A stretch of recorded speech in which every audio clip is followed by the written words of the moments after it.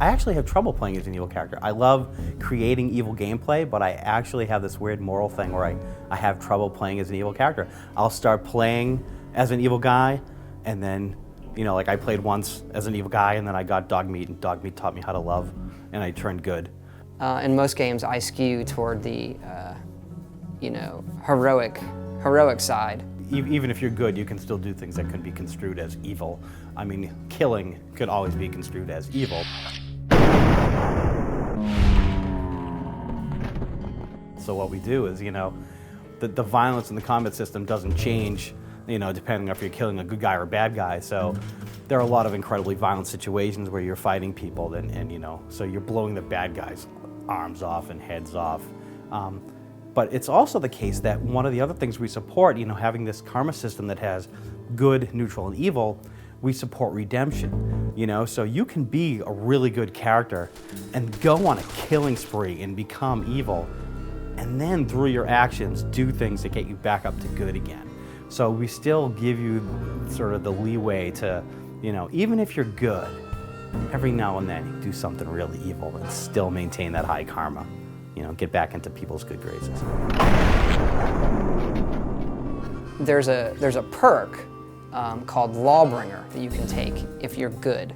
And what it allows you to do when you kill, once you have this perk, it's a higher level one, once you kill evil people, you can cut off their fingers and then join the regulators, which are like the lawbringers of the wasteland, and then you take the fingers of the bad guys and you turn them in for good karma and money.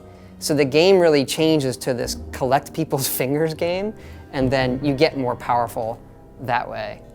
Pushing yourself up to good, once you know what it is, the repetitive actions for that, they aren't that hard. The big ones are giving water to the beggars who want it, and giving money to the church. So those are repetitive things you can do. And then if you take the Lawbringer perk I mentioned, that's another one. The town of Megaton, there's an unexploded atomic bomb. You can either disarm it or detonate it. And so if you disarm it, you get a house in Megaton. You get into the good graces of the people there. If you detonate it, you destroy the town of Megaton, so the whole thing is gone. You no longer have those services, and now you have access to a different place, Tenpenny Tower, and you get a suite in Tenpenny Tower. But beyond that, there are some other permutations there, like the evil guy, Mr. Burke. If you get him mad, he might send a hitman out after you later. We do have this whole hit squad dynamic, so that if I destroy Megaton, which we call the highway to hell, it completely plummets your karma to evil, then you'll have bounty hunters coming out after you because you're evil. But if I got my karma to all the way good, I would have these evil mercenaries coming at me because I was a good guy. And only by remaining neutral could I avoid that.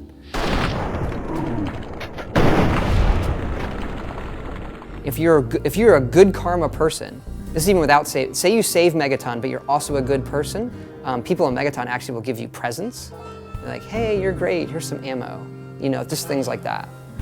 It is actually my hope that people gravitate towards the middle ground because we support it, and not a lot of games do. Gravitate towards the middle. We've got special 360 achievements for neutral. There are definitely some perks to being neutral. There are actual, I meant perks as in advantages, but we actually have some perks that are geared towards being neutral. But there are advantages too. So I think we've come a step closer to being that sort of gray badass. So I'm hoping that appeals to people.